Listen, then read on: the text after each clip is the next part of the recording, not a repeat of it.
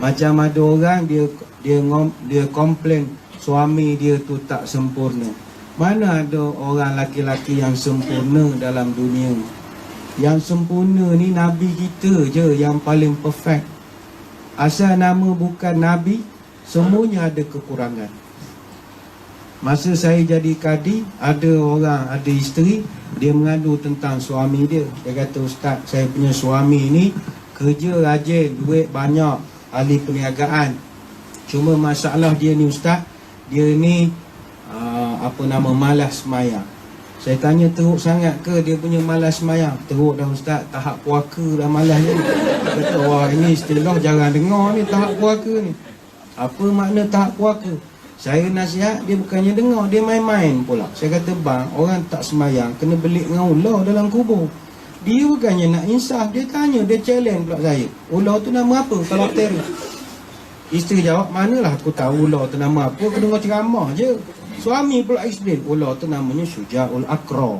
Ular tu besar, dia belik ni, temu tulang rusuk ni, dia hentam kita sampai 7 kali bumi.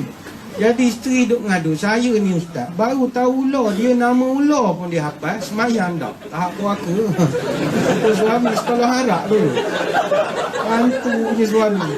Kalau jahil tak apa, rupa ada ilmu, tak semayang.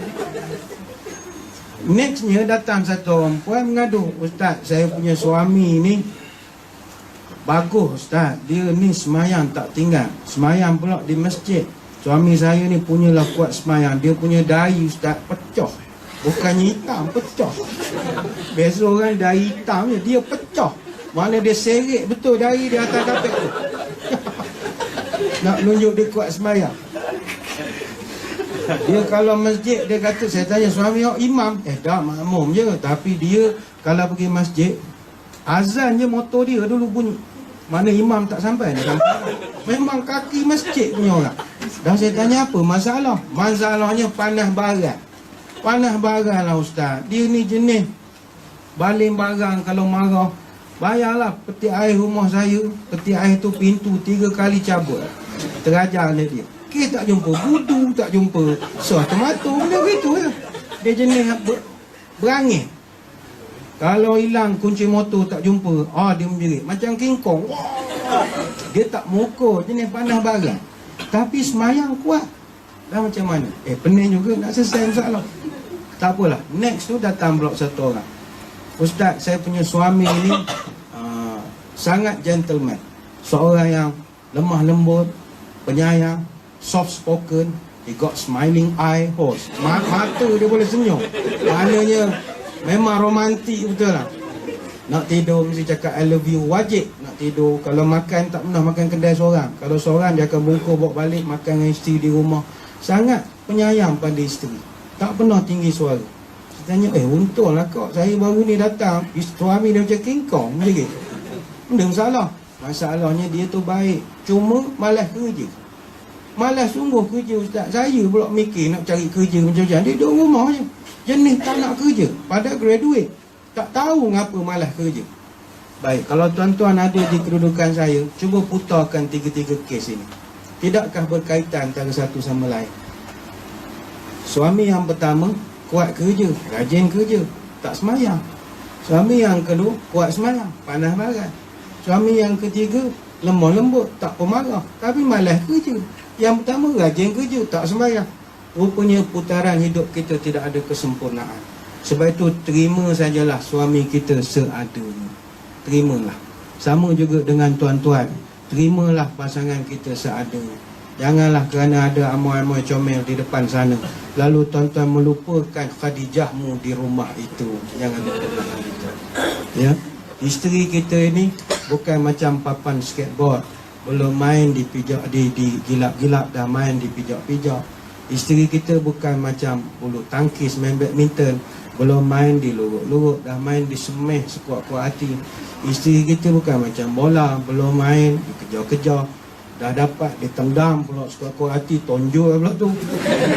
Jadi kalau isteri kita ni macam rugby, main rugby, belum dapat dikejar, dah dapat dipeluk, peluk sekuat-kuat hati, takkan lepaskan. Walaupun orang nak rebut, kita ditindih 10 orang sekalipun, lemah-lemah lah, dilepaskan tidak sekali-kali. Kerana isteri kita, mereka ni ibarat jari, lukanya sembuh sendiri dan hilangnya tak akan ada ganti. Walau macam mana, tak akan ada ganti. Sebab itu jangan derhaka dengan isteri pertama.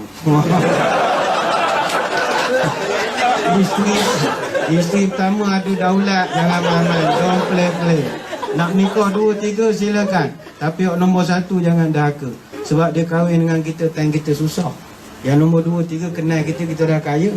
Nombor 1. Sebab itu ramai orang kaya-kaya saya masih ada di kalangan mereka, orang popular. Walaupun isteri ada 2, 3, ada geprai macam-macam, tapi amalan dia orang tiap-tiap pagi cium kaki isteri. Ada, bukan Islam lah, cium kaki isteri dia. Sebab dia kata, kerana kau aku dapat itu nak noti boleh, jangan derhaka dengan nombor 1 Kena selalu angkat semua, ampun tuan. Cium tangan hari-hari ya. Kata A'ajim Abdullah Jinnastia, orang yang ahli syukur, nombor 1 sekali, dia tidak merasakan dia memiliki apa-apa pun, melainkan semuanya hanyalah pinjaman. Ini nombor 1. Apa juga yang ada pada kita, handphone kita, kereta kita, pakaian kita, ini semua pinjaman.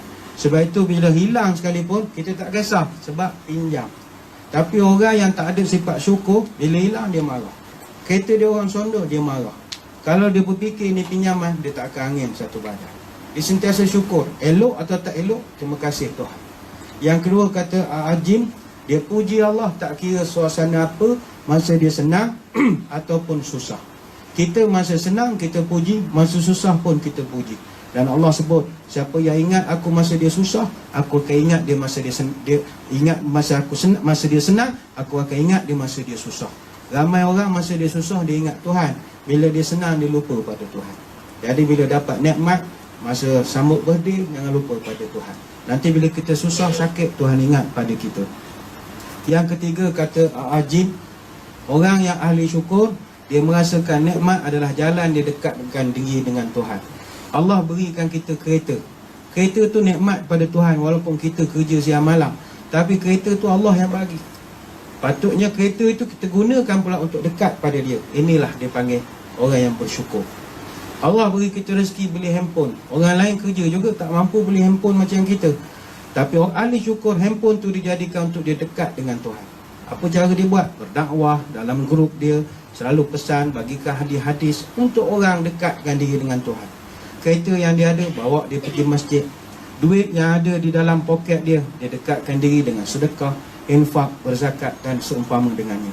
Inilah sedikit sebanyak yang dapat kita bahaskan dalam tajuk berkenaan syukur, alhamdulillah. Buat akhirnya kepada tuan-tuan, lepas dari solat nanti, sekiranya ada kesempatan masa, boleh turun ke bawah, kerana kita ada kaunter pusat pengurutan zakat. Bukan paksa tuan-tuan bayar zakat, tak. Zakat ni dia tak boleh paksa, dia adalah kesyukuran. Cuma tuan-tuan dijemput untuk cek di kaunter itu, bukan untuk nak bayar. Sebab kadang ada berlaku, kita pergi kaunter zakat, bagi IC, dia cek, dia tanya berapa pendapatan. Tiba-tiba bila cek, kita ni rupanya layak terima zakat. La ilaha illallah. Rupanya miskin selama ni, agak ingatkan duit mana. Rupanya miskin. Dapat 350 sebulan, tak pasal-pasal. La ilaha illallah. Ada masa kita ingat nak dia bayar. Cik ni layak terima zakat sebenarnya. Kira cik ni gelandangan juga lagi layak. Dah kita ceritalah, tolak rumah berapa, isteri kita bagi duit, anak kita gini, hantar mak ni sekian. Cik ni layak terima zakat. Jadi bolehlah pergi cek. Mana tahu kok layak terima zakat. Boleh. Niat nak bayar zakat, rupanya layak terima zakat. Bolehlah buat saya makan. Di luar pun ada kaunter, bolehlah duduk bertemu. Sekadar itu sembang-sembang tengah hari ini. Saya ucapkan ribuan terima kasih atas perhatian. Mohon maaf sebarang kekurangan. Moga-moga kita bertemu pada lain-lain kesempatan. Kita tutup pertemuan ini dengan doa. Moga-moga diberkati ilahi. Bismillahirrahmanirrahim. Allahumma aftah lana qulubana fi talabil ilmi warzuqna ikhlasu fihi wal amalu bihi wan nashr bihi hatta ya'tiyana al-yaqin. Rabbi zidna ilma wa wasi' fi rizqina wa barik lana fima razaqtana. Sallallahu ala sayyidina Muhammadin wa ala alihi wa sahbihi baraka wasallam. Walhamdulillahi rabbil alamin. Wabillahi taufiq wal hidayah. Assalamualaikum warahmatullahi wabarakatuh. Wallahu a'lam.